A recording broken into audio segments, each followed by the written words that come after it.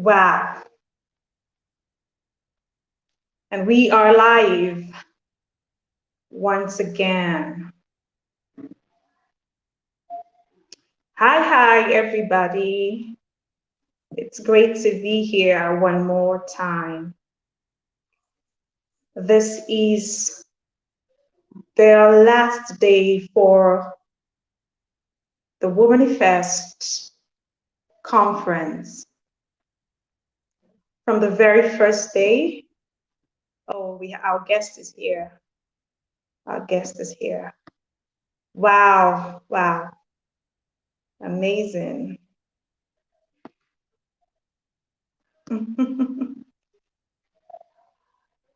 Okay. We have Petula Exia in the building. Whoop, whoop, whoop. Okay, so from the very first day of the conference, hello. Welcome, ma'am. Thank you. It's great to have you here. Great to be here. Thank you.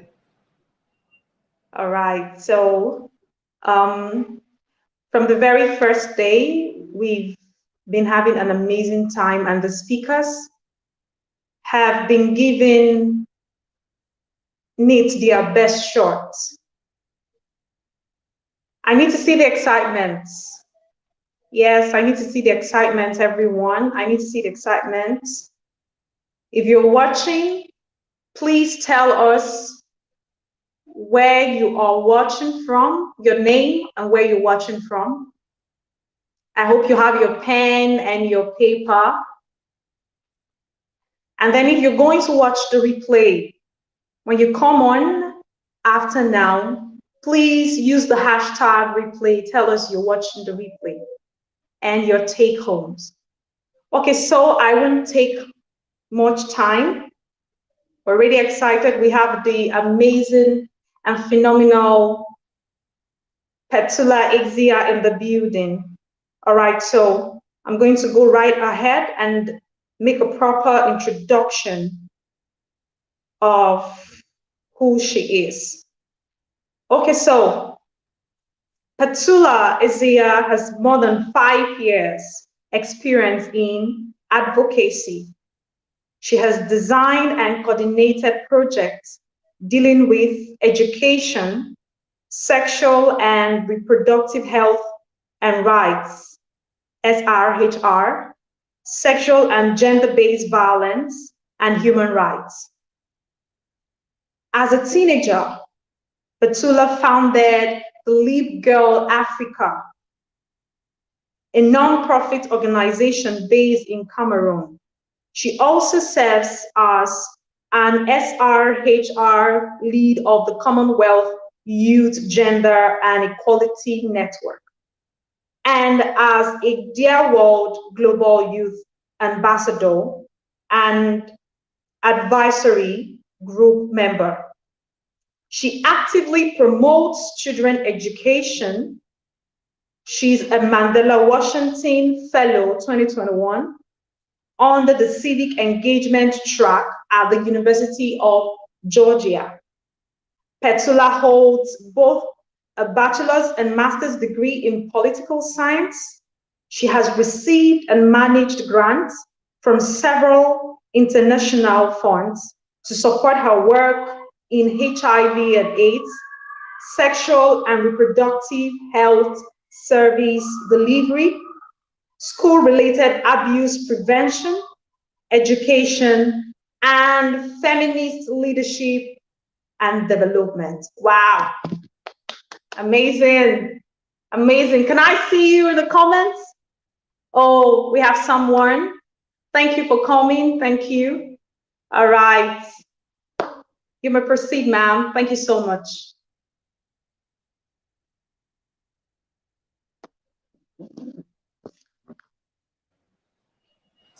Thank you so much for having me today. I'm really glad to be part of this session. I was really excited. Sorry for the mix-up on Friday, and I was not able to make it. Um, I'm glad to be, as I posted on my Facebook, to be Yes. virtually in Nigeria.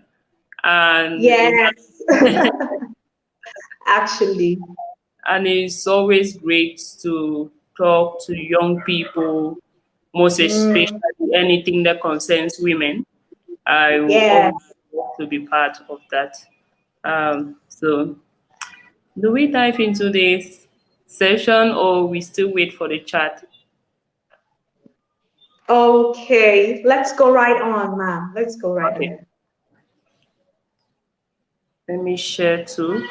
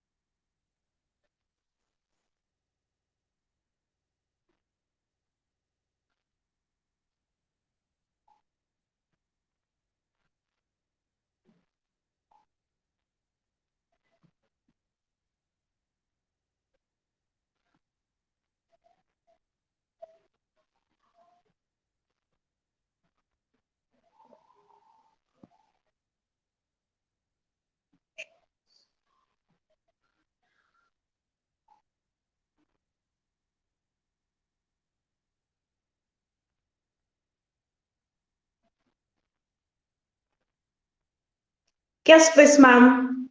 Yes. Go right ahead. Okay, All so right. we Um, are we're here and okay, you wanted to share, you said you wanted to share to your community. Okay, so we're here, we've talked about a whole lot of things, a whole lot of topics. And right from the very first day, we talked about work-life balance and the speaker did justice, both to the married and the young ones. We talked about mental health as it concerns women. We've talked about we've talked about leadership and professionalism for women, and a whole lot others. We've had amazing people, and here you are today.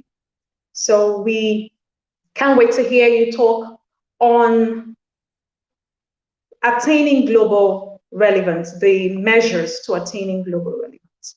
As someone who has been able to build an amazing organization to the point it is today, recognized all around and all over, we're ready to listen to you and hear you. Thank you. all right. Thank you for organizing such so that women get to exchange experiences and knowledge, and they also get to pull other women up. Um, so I'm supposed to talk about measures for attaining global relevance. Now, Relevance. Yes. that was not an easy question, but I'm going to try my best to give some tips that have been helpful to me. First, when I started Leap Girl Africa, I was just passionate about it.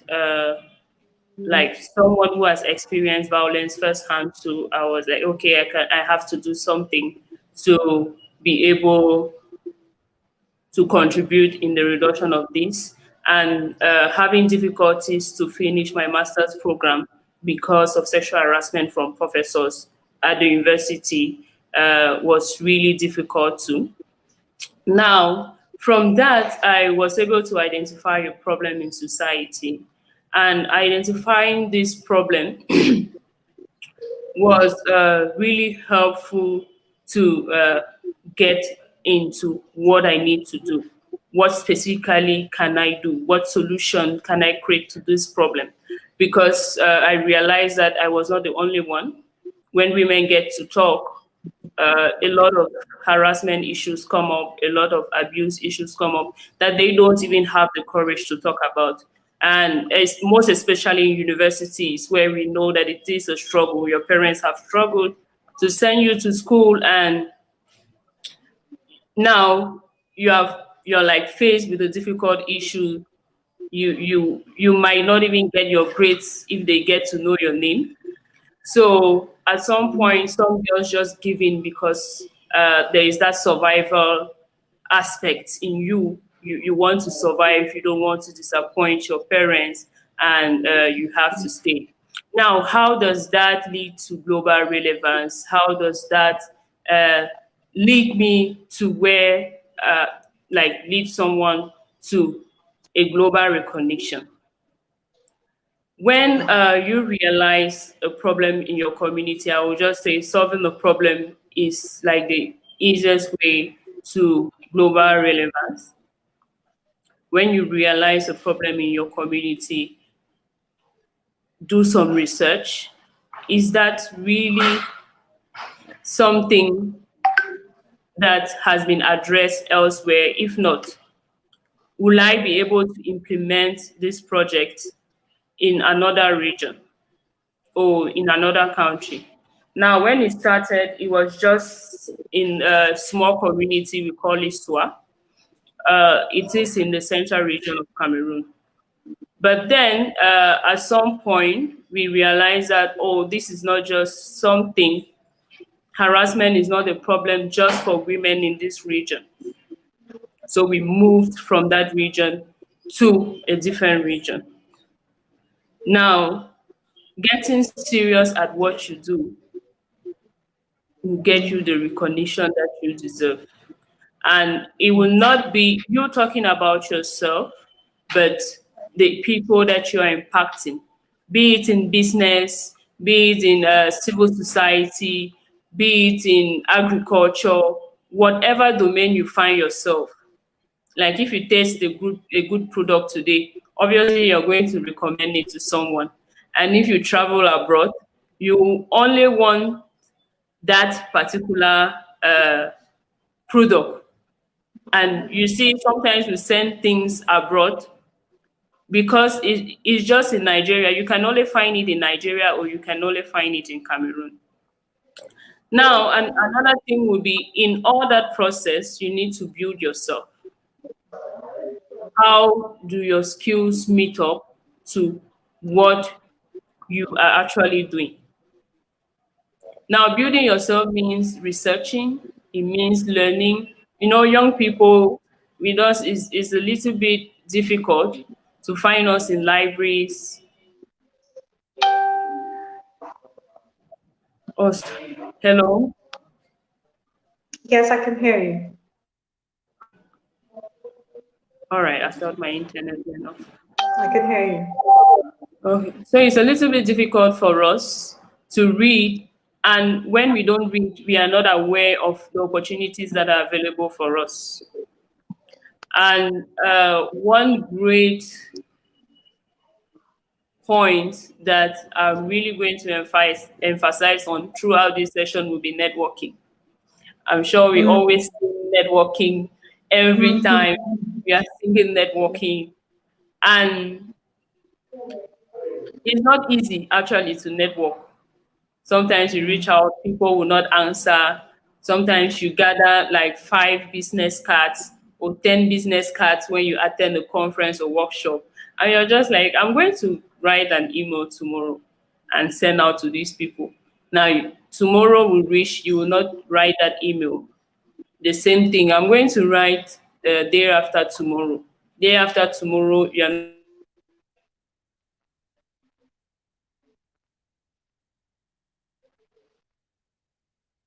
not responding. Next day, you're not responding. Hello. Yes, I can hear you. I'm here. Okay. Mine is a bit. All right. And now these workshops and conferences that they organize, other people organize in, I'm sure in Nigeria there are several conferences that are going on every day. But Yeah. sometimes we attend, sometimes we are just like, but Sha, I've attended like 20 to 30 of these sessions. I think I should rest. Now, in evaluating that, one needs to build their circle. One needs to also network with high level people. And in doing that, you need to reach out through email. You need to build relationship. Networking is not just about calling the person once or writing that, hello, we met at this conference and this is what I am doing. You just send in the link to the person.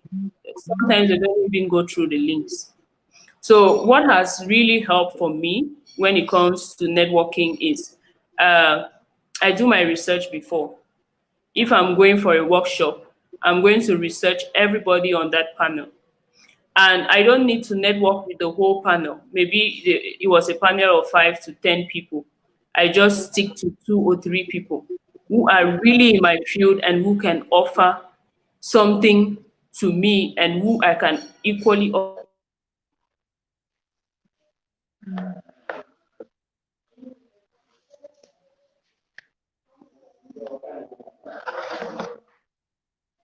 Oh, Oh, okay. we're back. Sorry, I don't know what's happening. It's fine. Okay. So when I pick out these two or okay.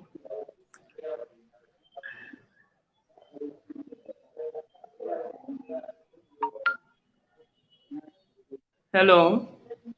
Yes, we're here. Can hear you loud and clear.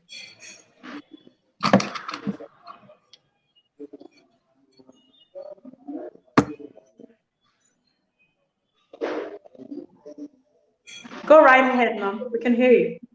Okay. Please let me know when my internet is going on and off. Okay. I can hear you. All right. I can Okay. hear you. So The same can hear when you. you pick So out these people, you get to follow up on the relationship.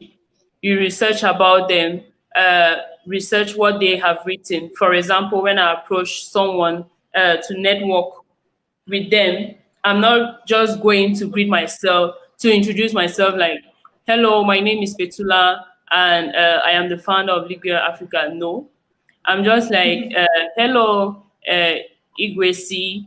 I'm really glad to meet you. I've been seeing the work that you've been doing with the evolving woman. I particularly love your conference, WOmanifest, which is organized every year and gathers great women across Africa who get to share experiences and who get to like give out some tips on how we can succeed. Now that is different because I already have your attention and you're like, who is this person that knows a lot about me? yeah. And you ask I'm going to add that okay, I've done something like this too in my region where we have automatically you listen to you have you I have like 1 minute to 2 minutes of your attention, and I'm like, okay, please can I have your contact or email where we can exchange. That makes a difference because when what's happening? Sorry about that. Sorry about that. Sorry about that. It's just one of those things.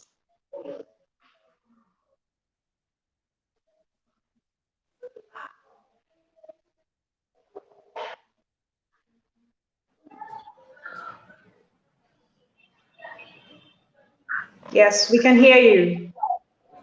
Okay. Yeah. So when you talk to someone like this, it makes the difference. You give your elevator pitch without saying that, please, can you give me 2 minutes of your time so that I can give your elevator pitch? And some people will be like, I'm really busy at the moment. I won't be able to listen to you now. Let me give you my card. After that, time no day. So you have to Yeah. hit nail when it is like hot, very hot. Just make yourself known, really make the difference at that point. After that, there's the problem of building the relationship. Yeah. There is this peace activist, a woman I respect so much that I met at the US Embassy. She just had a session and I reached out to her, introduced myself, quoted some of the articles that she has written and some particular quotes in that article, and she was so surprised. And she is the one who reached out to me and said, "Oh, Petula, can you attend this session?" And after attending that session, make sure that you're not just seated. Don't enter a hall and go back the same. As young people, we need to make the difference. So when you enter, volunteer to do things. I volunteered to do her report, and I did a great report. With your skills that you have, make use of them. I designed a great report for her, and she was like, Pesula, please, can you come and volunteer for my organization? And I volunteered for her organization. And also, you need to put your shoulders down. Being a founder or executive director does not mean that you have touched the sky or whatsoever. When you volunteer for people, Yes. you get time to also learn. It's a big organization compared to mine. So volunteering with her, I learned so much on grant writing, project management, and I learned that for free practically. If I had to go to school to register for a project management course, that would be 350,000 francs CFA, which is like 600 to $650, and that is a lot of money that for skills that I gained for free. Now, in doing that, also grow national relevance.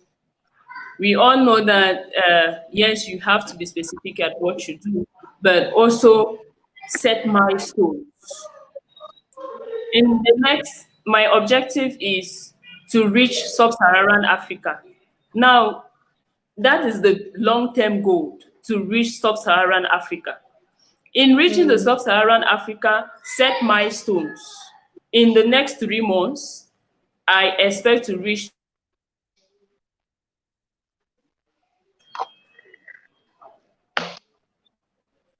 Okay. In the next 2 months, for example, I expect to reach 2 African countries. In the next 4 months, I expect to reach 4 African countries. In the next 6 months, I expect to reach 6 African countries. And that is how you're moving. That's what we call milestones. You you don't get there at once. Like if you want to get there at once, you will be thinking and it will be like impossible. If you're setting a long-term goal that, okay, 5 years or 10 years, in the next 5 years, I want to reach Europe, and you don't start with one European country, then you might not even reach the Europe. Also, be grounded in your country. Sometimes they say a prophet is not accepted at home, but a prophet always starts at home. And when you graduate, you have to start service in your country. In Nigeria, you do 1 year of NYSC, right? Yeah. You volunteer for your country. Now, in doing that, how do you do it? Do you just do it to fulfill conditions, or do you do it to grow yourself, network, strengthen your horizons, and learn from different people? And most especially, and I know many people have been expecting this, apply for fellowships, apply for scholarships, apply for international workshops, because when you are after growing national, you're like strengthening your recommendation skills, uh, your recommendation contacts, and you're also strengthening your your chances. Like if someone reaches out and asks to a stranger that, do you know about Petula? They can easily answer. And there are people who have recommended me for so many things, and sometimes I don't even know who recommended me for things, just because of the national relevance and national impact that I've been able to make.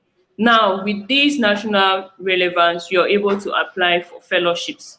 This is not just valid for NGOs or civil societies, it is also valid for businesses, and it is valid for people from different sections.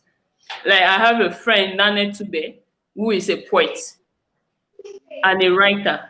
And you will not imagine the opportunities that poets, writers have out here. But sometimes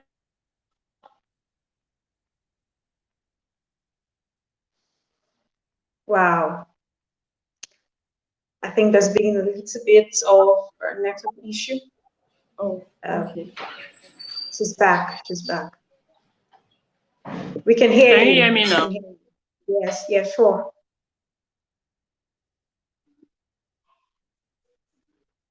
It's one of those things. It's one of those things. Mm, it's one of those things.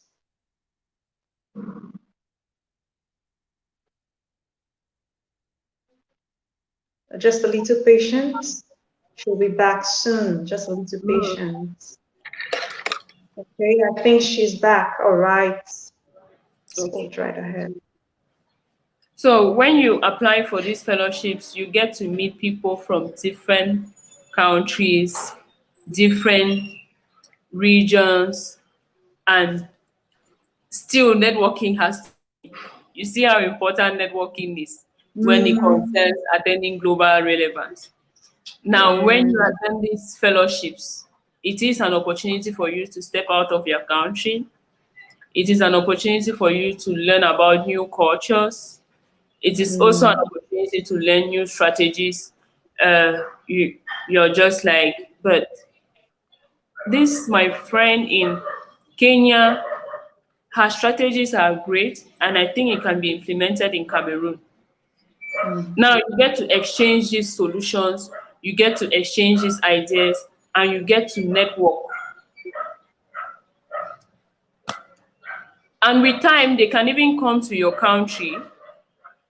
When you network like that, imagine, like, for you, let's take an example with you. If I come to Nigeria now, or you come to Cameroon, I host you. My networks are going to learn more about your work. And that is how your circle will be growing. Was, yeah. So I think my time is coming up. My last talk before the questions, I will just allow room for questions, would be, okay, be stay in your lane. Sometimes we are running all over the place, and someone cannot really say this is what this person is doing. Just stay in your lane, be patient, gain new skills, read a lot on what is happening in your field. Read a lot what is going on. Uh, don't be afraid to fail. Don't be afraid to ask for help. It's okay to say that, please, I don't know this. And there are people out there willing to help. Others are not willing to help. But there are a lot of people who are willing to help, and they want to help you for free. And also networking. Take your networking serious. If you want to really increase your cycle, meet new people, learn new cultures, you need to network. And last but not the least, make sure that you grow national relevance. Mm. Meet, go out, attend sessions.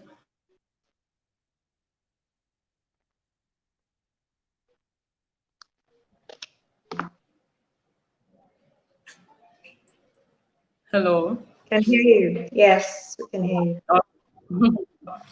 All right. Support people in their journey so that they can support Yes. you too. Yes. Wow, wow, Thank you wow. very much. Thank you so much. That was amazing. Wow. I love this last one. Support people in their journey so they can support you. All right, ladies, I want to see your take home. Want to see, I mean, I've learned a lot. I've been writing. I've learned a whole lot of things. We are talking about attaining global relevance, the measures to attaining global relevance. And every single thing she has dished out here is value, is it's it's uncommon value. All right. I mean, from the building yourself, personal development, expanding your network, and she gave beautiful tips that I love. You don't just go and look for who's going to help you. I mean, relevance comes usually when we look for the problems to solve in others. And I love that. I love that so much.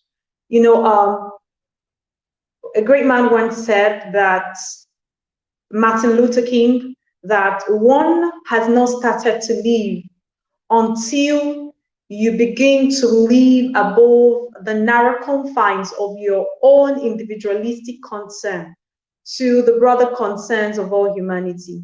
And that's exactly what Madam Petula has said today. Solve problems, problem solving, that is one way to building global relevance. And a lot of points, I mean, I'm not going to recap and everything, but these are my take homes. These are the things I have learned. And thank you so much. Please, your questions. Questions. Can we see your questions, ladies? Can we see your questions? Your questions, please. Okay. Okay. I don't know if that's the network. In the absence of no questions, in the absence of no questions, it's been an amazing one. I think by the time others come to watch the replay, then we'll get to see more comments. Thank you so much for being here. Thank you so much. Thank you so much. It was great to have you here. It was great to Thank have you you. too It for was the great. invitation. Okay, said wow. Someone said wow. Naomi from Port Harcourt said wow. Elizabeth said, Ijoma said, thank you so much. Thank you so much. Thank you so much. Thank you. Thank you for coming. Thank you. All right. So, Thank you very much for having me. right. So, in the absence of no questions, I think we have learned a lot today, and we just all have to go back and implement these things in our personal lives. If you want to attain global relevance, this right here that she has dished out, I mean, that's everything you need. That's everything you need. So in the absence of no questions, questions, please, we can still hear you, Ma. So I'm saying that in the absence of no questions, I think we'll call it wrap it up all here. and bring on our next speaker. We'll wrap it up all here and bring on our next speaker. Yes. All right. All right. Thank you so much. Trying to bring our next speaker on. The next speaker is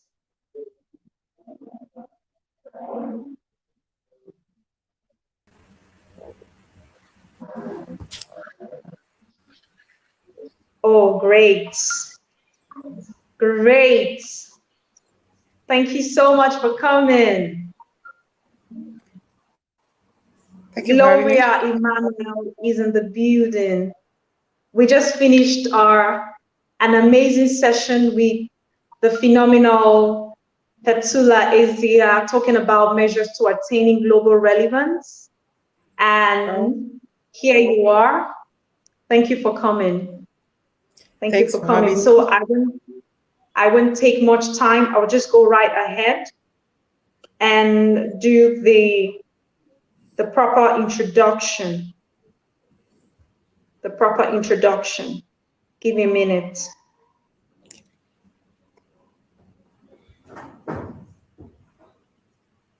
Okay, so Gloria is a life coach, spoken word artist, and a public speaker.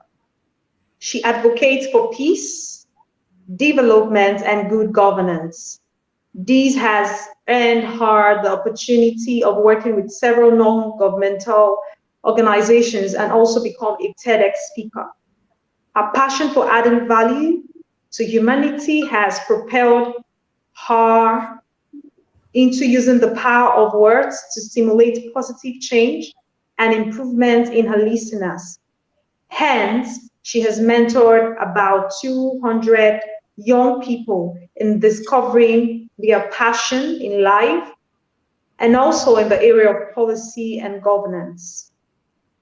Gloria makes use of the mainstream media and social media to advocate for good governance and speak up about issues that need to be addressed in her country and the world at large, while also motivating her followers to be the best version of themselves in their various spheres of influence. Wow, wow, wow. This is amazing. Thank you so much for coming, ma'am.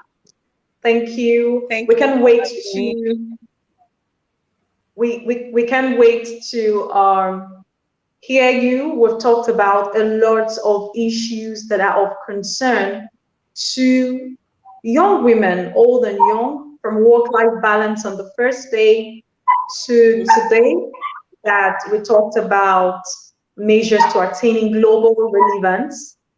And now we're going to be having the last speaker for the whole event, the last but not the least, so they say. So, and Madam Gloria is going to be talking to us on, she's going to be speaking to us on challenging limiting beliefs. Challenging limiting beliefs. Wow, I can't wait to hear that part. So you can go on now, ma'am. Thank you very much for having me. Good evening, everyone. Good evening from Nigeria. And wherever you're connecting from, good evening to you. Or morning, afternoon. Okay, so like Ajulu has rightly said, my name is Gloria Emmanuel, and I'm so glad to be here. I'm going to be speaking on the topic challenging limiting beliefs. And I want to start by asking, what does it mean to challenge? What does it mean to challenge?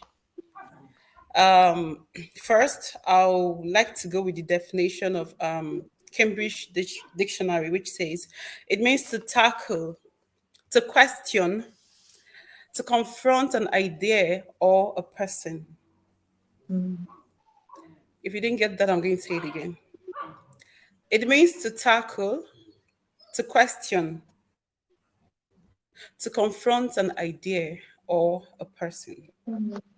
Therefore, I want to infer that the challenge is a call to dare. It's a call to dare.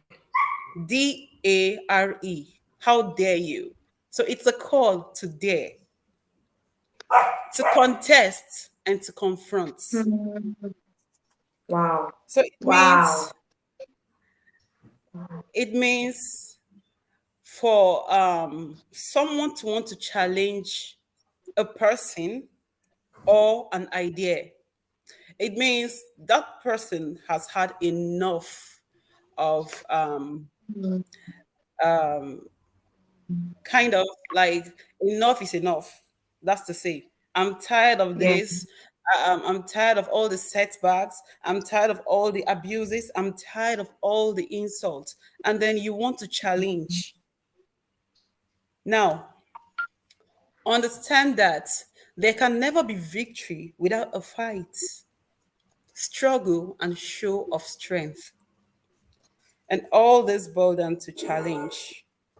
Now, putting our topic into context, it is important to know that beliefs can be limiting or empowering. Okay. We're having Ma'am Fatila back. Oh, Oh, welcome. welcome back, ma'am. Welcome back. Okay, Thank So, so you. ma'am. understand that there can never be victory without a fight, struggle, Hmm. challenge, and show of strength.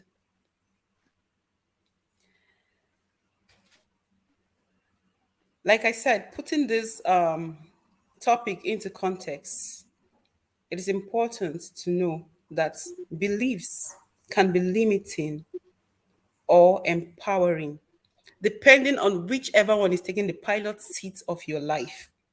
Now, I also want you to understand that there is this interconnectedness between you and your belief. So you can't separate a person from what he or she believes. Yeah? So I am my belief. I am what I believe. So are you. Now, what is a belief? We've been talking about belief, challenging limiting belief. What is belief? Holistically, what does it mean? Now, according to Hmm. Cambridge Dictionary, sorry, I love using Cambridge. So, a belief is something we consider to be a fact. It is something we consider to be a fact. It is anything we assume to be true. So there's this dictionary of psychology I stumbled across online. It says belief is an attitude that something is the case or that some proposition about the world is true. Now, I want to infer that based on all this definition that I've stated, that belief is the lens with which we used to see ourselves, others, Yes. and the world at large.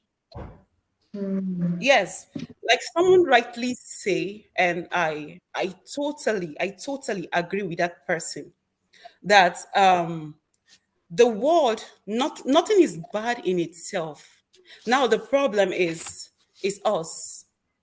How we see that thing is what makes the difference. Let me say it the way the person said it, that you see the world the way you are, not the way it is. That's to say, the world, the universe, and every other thing we see in it is not bad in itself. Now I'm thinking of an example to use. Are you there with me? Yeah, sure. We can hear Okay. you. Yeah. Yeah, sure. Sure. Yeah. So let's say I have a lens with which I used to view things. Now, if the lens is dirty in itself, we all know that my vision is going to be blurry. Like I can't see clearly, not because the object that I'm viewing has fault in itself, but because my lens is faulty. So that is how belief is.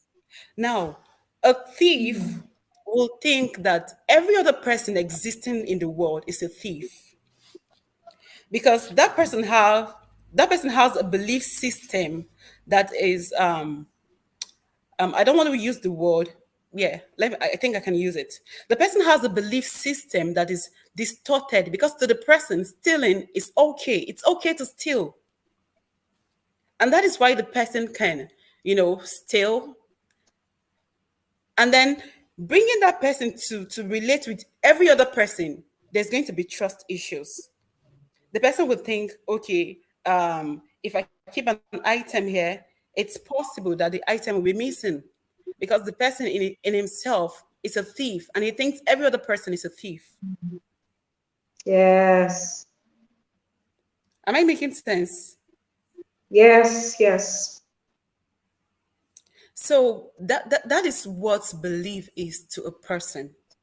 Now, I also want to say that belief is like a pilot that is flying an aircraft. Now, I want to say that we are the aircraft, and then our belief system is the pilot. Now, we all know that without a pilot, an aircraft cannot fly. I don't know about modern innovation or so, but the ones I know that for you to fly, there has to be a pilot in the aircraft for you to fly. And our belief is like the pilot that is flying the aircraft of our lives.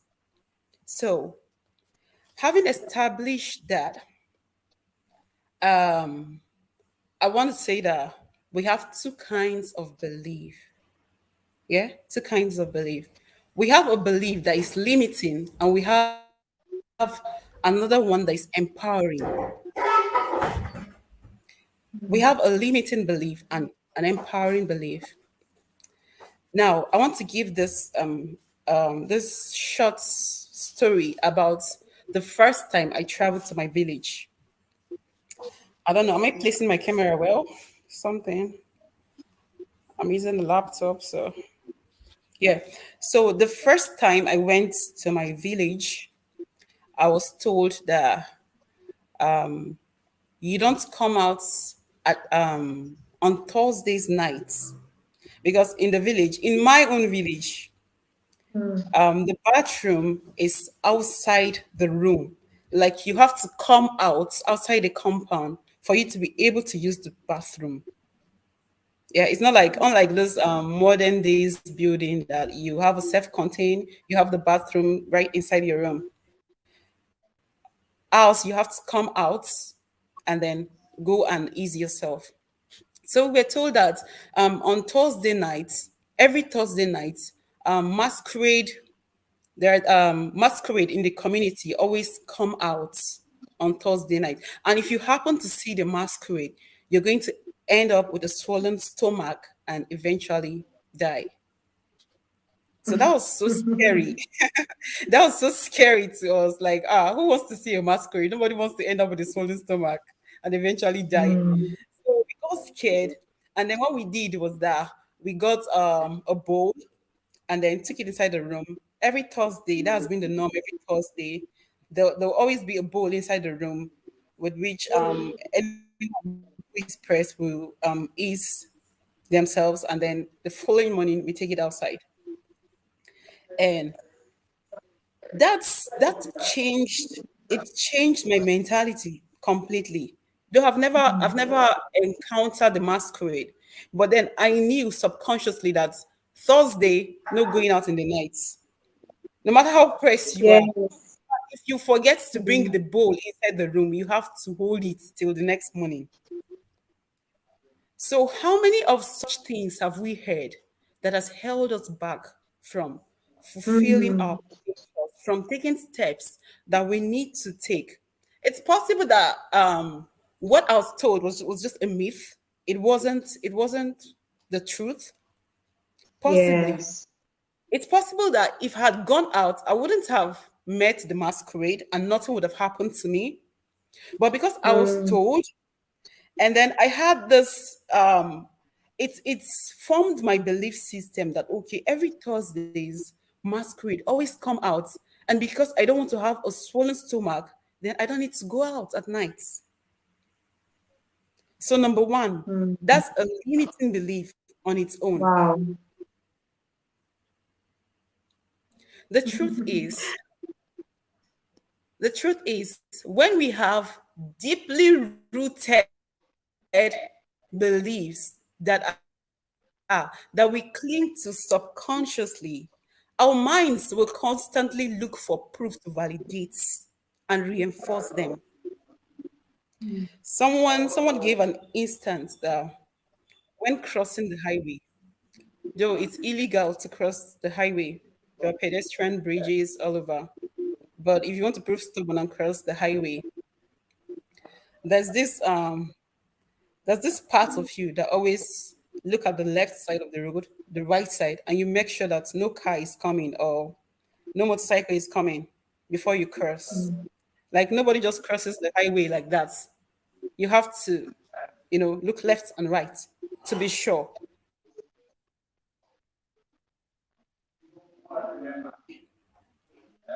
Okay. Can you hear me?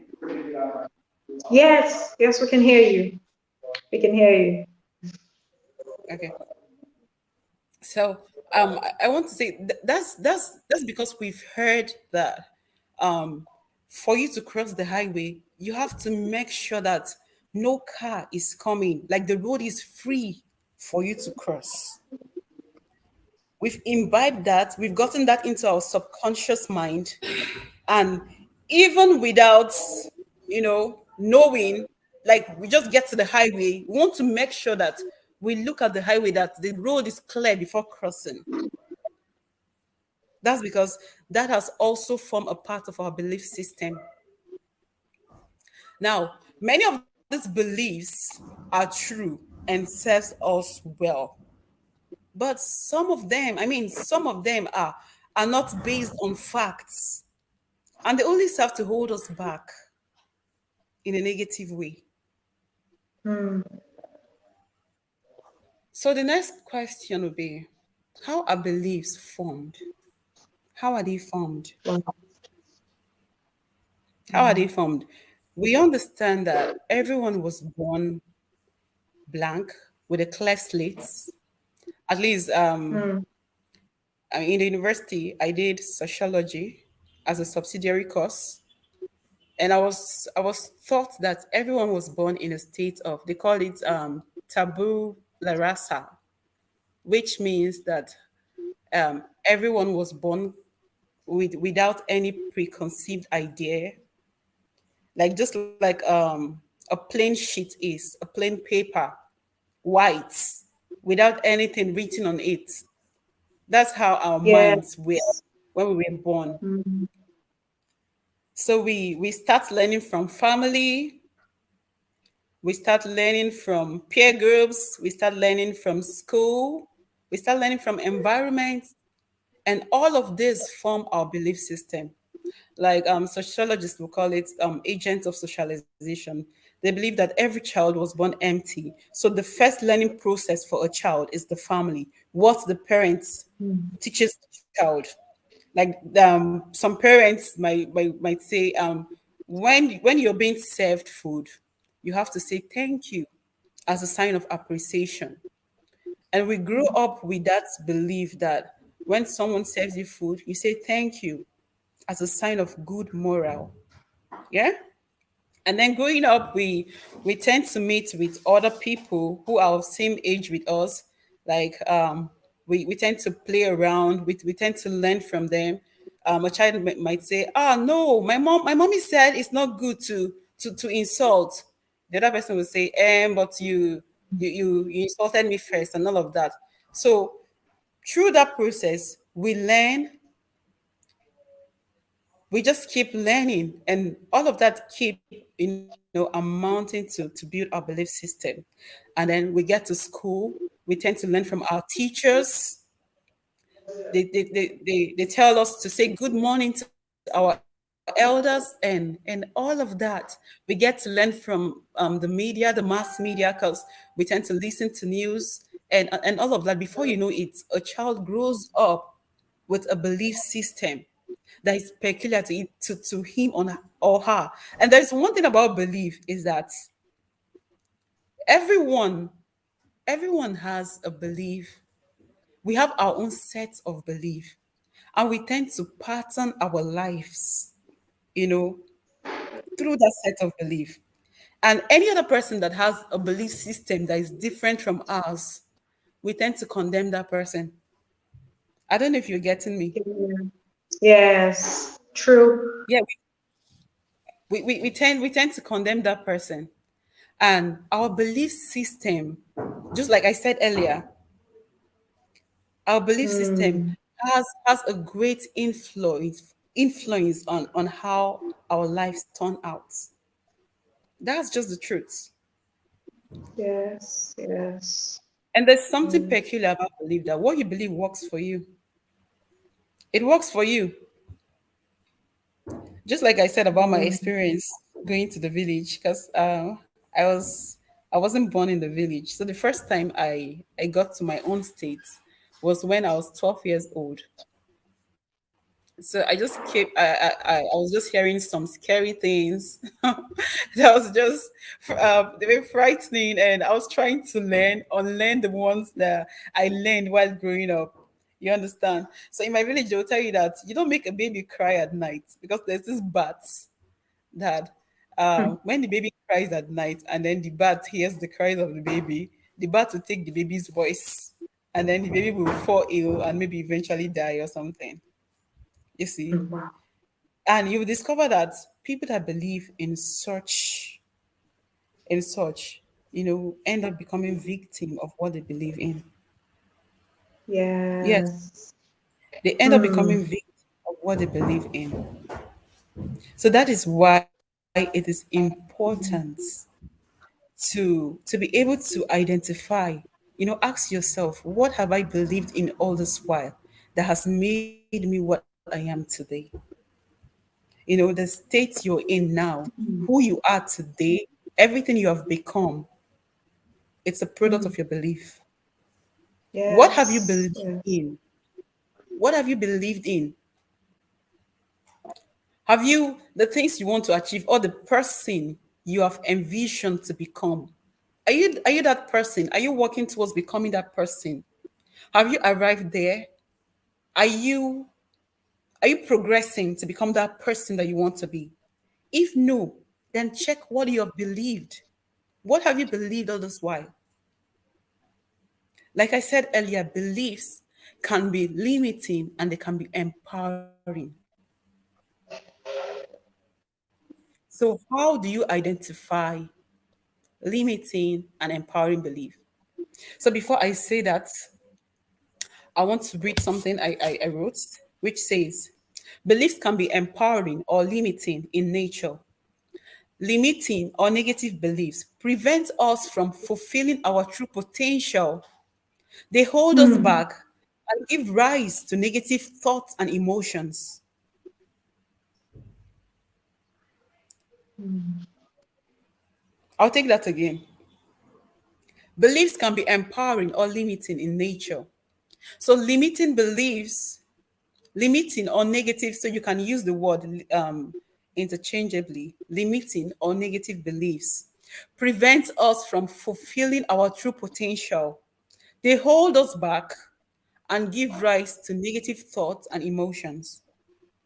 mm, Now, empowering beliefs or positive beliefs, on the other hand, allow us to act resiliently, believe in mm, ourselves, and invoke positive thoughts and emotions. That is, in a sense, beliefs create our sense of reality. mm, mm. Mm. So I would say that everything I am and everything I've Wow. become is based on the things that I've believed, the things that I've held so dear, the things that I've believed are what are my reality now. Yeah? Like if I'm right to say that, that everything I've believed in the past all sum up to form my reality now. So in the words of Stephen Covey, he says that thoughts begets action, action begets habits. Habits begets character, and character begets destiny. But I think I want to challenge that a little bit to say our thoughts begets our beliefs. Yes? Thoughts beget beliefs. Beliefs beget habits. No? Sorry, I'm changing it. So thoughts begets belief. Belief begets actions. Action begets habits. Habits begets character. And character ultimately begets destiny. So, what do you think? Mm. You have to believe in order to act. That's why we discard negative thoughts. Yeah? You could be thinking about something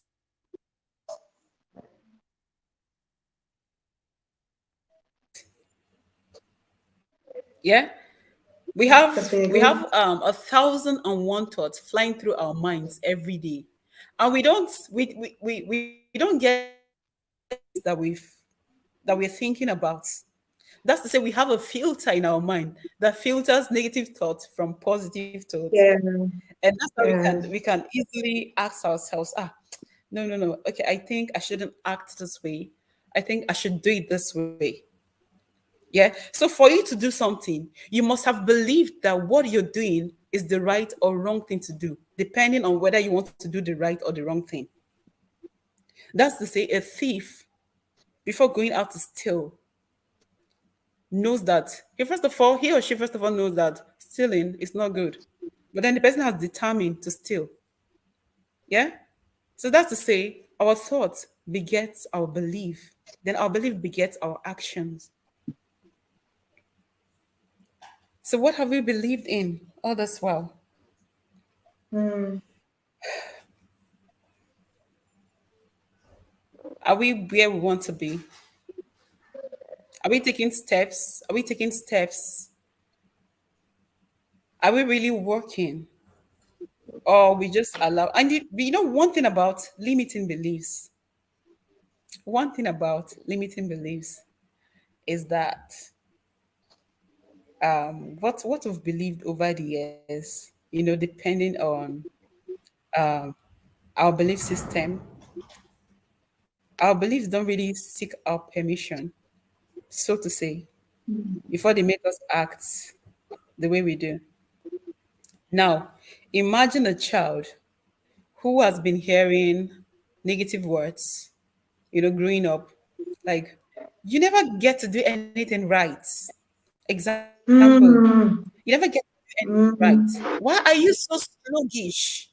Why are you dull? You understand? Mm. Hearing those words, Yeah. the child grows up and thinks, oh, I am dull. I never get to do anything right. And all of that. So, like, one of the ways through which beliefs are formed, like I said, childhood, depending on what the parent tells, what parent tells their children, yeah, it goes a long way. So if you're a parent listening to me right now, be mindful of what you tell your child, because it's going to go a long way into forming the belief system of that child, which will eventually make or mar the child. So it is important if you have a younger sibling, if you have younger siblings, be mindful of the things you say to them, because it's going to go a long way into forming their belief system. Mm. Growing up and becoming adults, so that they don't get to, try to challenge those limiting belief, because it's a whole lot of work on its own. So if we can make it simple for them, Yes. why don't we Why don't we start by making it simple for them? Make them build a healthy self-worth, Oh. self-esteem, and make them believe they can become Mm. anything they want to be. So Mm. our beliefs, we get to learn it from childhood, we get to learn from family, peer group, from school, from the mass media, and from other Mm. institutions. And so, how do we identify limiting beliefs? How do we identify them? You know, it is true that I want to say like 90%. Sorry, my statistics, because no matter how you portray yourself to be, you must have gone through some battles. You must have worked on yourself to become who you are, no matter how successful you are or you portray yourself to be. Mm. Yeah. Nobody just grew up to be successful. It's work on its own. You work to become successful and all of that. So what I was trying to say is that how do you identify limiting beliefs? I for one, yeah, have got have got to the point of challenging beliefs that have tried to hold me back. Like, let me give some examples of limiting belief. An example could be, I need to be wealthy to be happy. Just like most people think that they need to be wealthy to be happy, that if they have all the money in the world, they'll be happy. But the truth is, you can choose to be happy no matter what the circumstance is. Yeah. So the thoughts there, or the belief that you need to be wealthy to be happy is a limiting belief on its own. And you need to counter it. You need to counter it and unlearn it with another belief that's empowering, that can empower you to take steps into becoming wealthy. Yes. And that's to say, you can choose to be happy no matter the circumstance. In fact, you don't need to be wealthy to be happy. There are some wealthy That's people right. battling that are battling with so many challenges. Some of them have money and they can't sleep peacefully at night. Yeah. So all those beliefs are limiting on themselves. They make us feel redundant, that we don't take to we tend not to take steps to be happy because we feel, okay, since I'm not wealthy, I can't be happy. So we end up doing nothing about our happiness. Yeah. And then another limiting belief is, some people think I will never be successful unless I have a master's degree. And some people might end up getting that degree, and they'll end up not being successful. They never knew that success is determined by how hard you work rather than educational qualification. Yeah. So why do we have some school dropouts that are doing very well? People like Bill Gates, though he went back to school. But education or a master's degree has never been a yardstick for success. Success is a personal decision. Now I've gotten to the points of telling you how to challenge limiting beliefs. Yeah. So you have a limiting belief that you need to be wealthy to be happy, but truth is you don't need to be wealthy to be happy. Happiness is a choice. You have to create that atmosphere to be happy. You have to choose to be happy.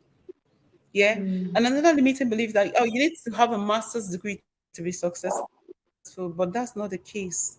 That's not true. You don't need a master's degree to be successful. In fact, you need to work hard on yourself, develop your skills, develop your potentials.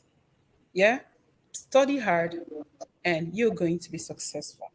Now, another limiting belief is my family background limits what I can become in life.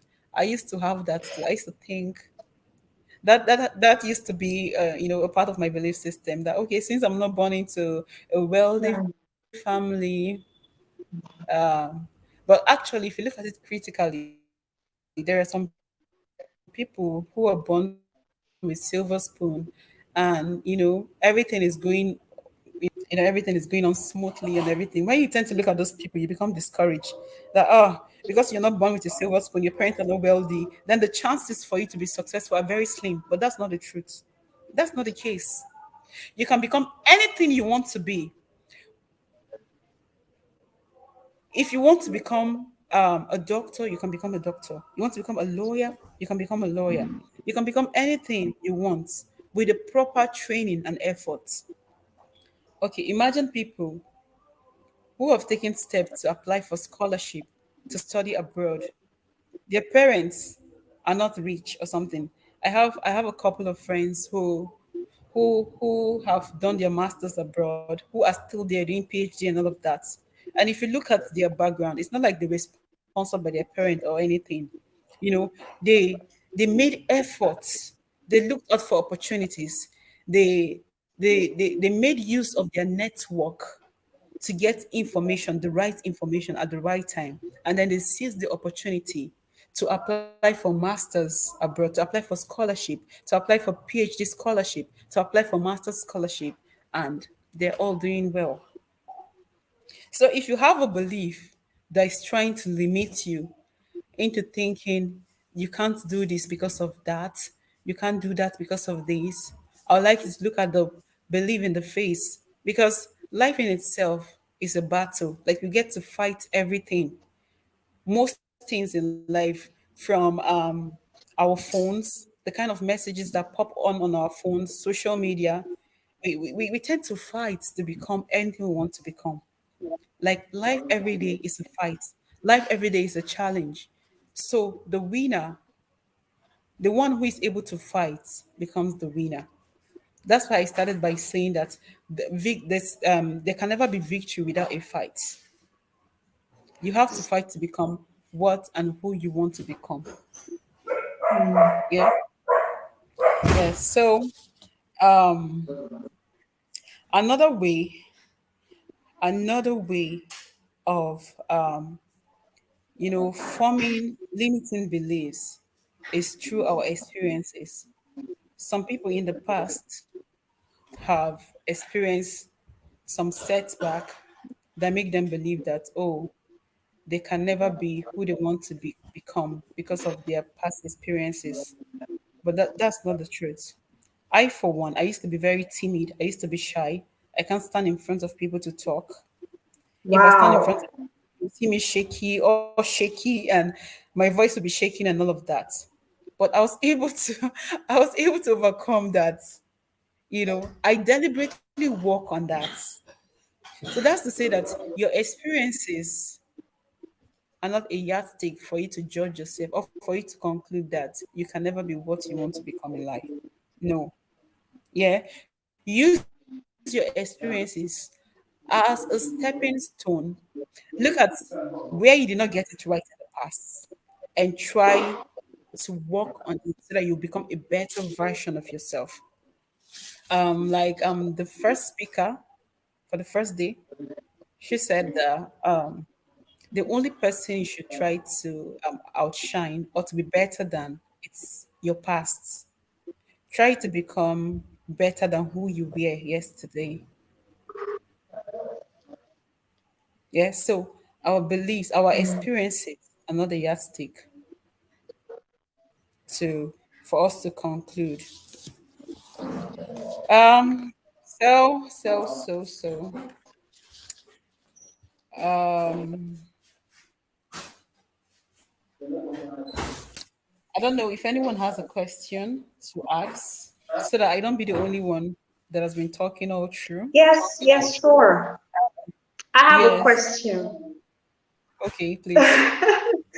I do have a question. I mean, when you talked about experiences that tend to bundle up and makes us not to forge ahead because we believe that this is how it is everywhere. Okay, so I need to Yeah. know how we can work on, I don't know, nobody is asking, so I might actually be asking for everyone else. I need to know Okay. a particular way, one way that we can fight past experiences that limits us, that tend to form these limiting beliefs. How can we work against it? How can we overcome Okay, just like I said earlier, our thoughts, the things we've heard while growing up, our experiences all form our beliefs. Yeah. So if you've had a bad past experience, if you've had a limiting, sorry, I got distracted. If you've had a bad past experience, all you need to do is to look at where you did not get it right in the past. What could that be that has, is it is it that it? someone has said something to you that has really stuck to you, that you're finding it difficult to let go? Is it that you were called upon for something and then you flopped? Look at it. It's a deliberate step that you have to take to conquer your past experience. Just like I give an example with myself, that I used to be timid, like very timid. Like I can't stand in front of 10 people. Like you really notice that I was timid because my voice will be all shaky, my hand will be so shaky, and I won't be able to say anything. But I worked on myself, and if I don't know the number of crowd that I can't stand in front of and speak. Like I can stand in front of the whole world and speak. That's the truth. That's the truth. I just have worked on myself, and with constant practice and knowing my worth, knowing that I have something to say, I have a message to pass across. I have to learn how to be confident. I had to learn how to stand in front of people and speak, Mm, knowing that I have mm, something that they will need. So I think your experience should be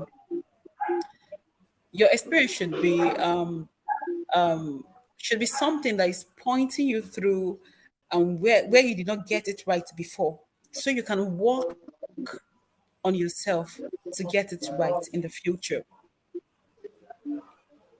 So actually, it was, I read somewhere that for you to actually form a positive or an empowering belief, you have to speak positive words to yourself. Yeah. yes. Envisage Yes. and envisage yourself. Project yourself into the future. What kind of future do you want for yourself? See yourself in your future.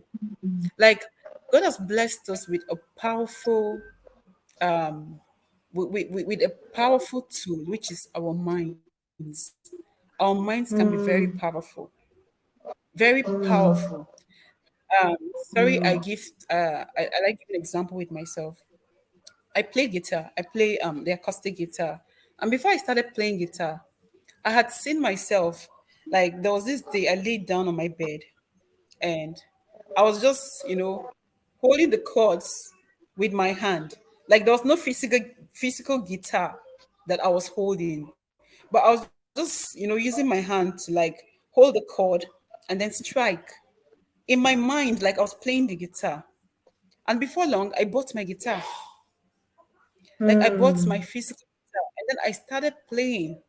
Like I had seen myself speaking in front of thousands of people and even millions of people. Like I would stand in front of my mirror and talk. And I have seen that happen. Like I've stood in so many platforms. I have spoken because I'd already seen that with my mind. I've seen that through my mind's eyes, and so it's not difficult for me to experience it in the future. Someone said that everything happened twice. First in your mind and second in reality. So first it has to happen in your mind, because if it doesn't happen in your mind, it's not going to happen in reality. And that's the truth. So whatever bad experience that you've had in the past, you have to, look at yourself, project yourself into the future. What kind of person do you want to be? Let that not limit you. Make research. How do you become better? Get new knowledge, get new skills. connect with people, discover people that you want to be like, and then connect with them, study their life.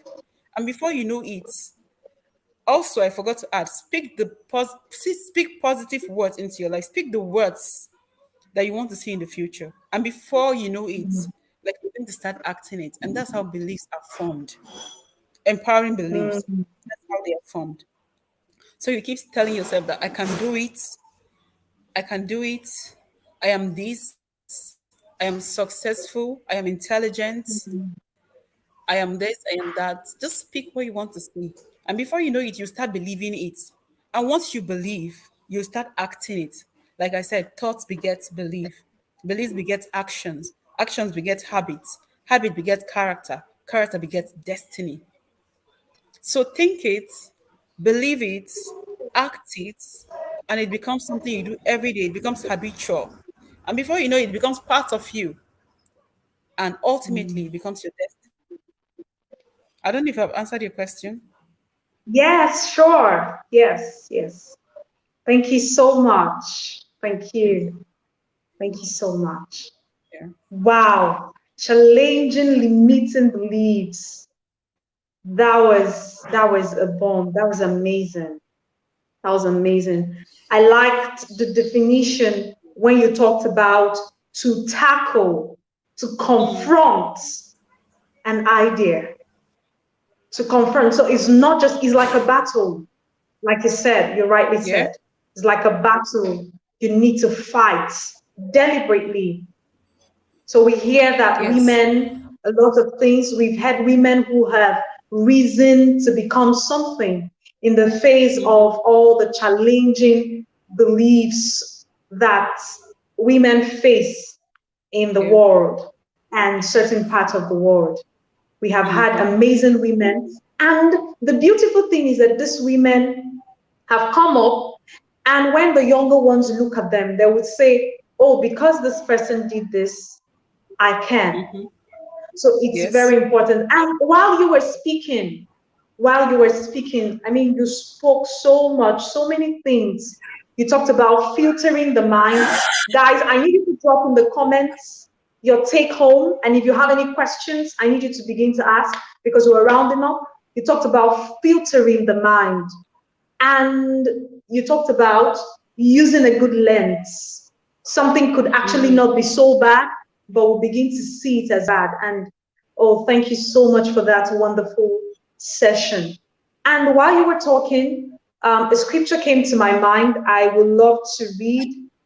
The scripture says, uh, the book of Proverbs, chapter number 4, verse 23 says, keep thy heart with all diligence, for out of it are the issues of life.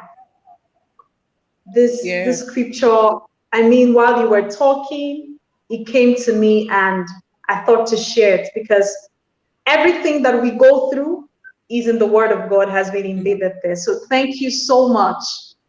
Thank you so much. Okay. Thank you. Thanks Man, for having Petzula, me. do you have I anything want to to say? add. Okay.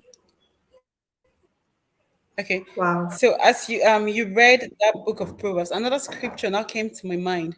The book of Genesis 13, I think from Wow. 14 there, but where God was talking to Abraham and he asked him to go out and look at the stars. Yeah. If he can be able to number them, that as far as his eyes could see, he will give to him. Yeah. Mm. That's to say, as Yes. far as your mind can Yes. capture, because Yes. for Yes. everything to become a reality, you have to believe it. If I don't believe that I can speak, though I have the capacity, I'm capable of speaking. If I don't believe it, Mm. it's not going to work for me. That's the truth. If you don't believe it, it won't work for you. So our minds are very important. They're the major instruments that we need to form a positive or an empowering belief. Yes. Yes. Thank you so much. Like I can see the comments. Unlearning limiting beliefs with empowering new ones. Yes, Yeah. yes. Right on, Pastor Glad Igwesi. Oh wow, that's my mom. Hey Wow. mama, so great to have you. I don't know how I feel right now. I feel so great. Thank you, mommy. Thank you. Thank you. Thanks, Thank you so ma'am. much. Naomi Chika said, okay, and most of the things that has formed me was what I was told while growing. Wow. Mm. Yes. Some were not really good. I had to consciously do away with a whole lot. Yeah. She says, Yeah. thank you so much, ma'am.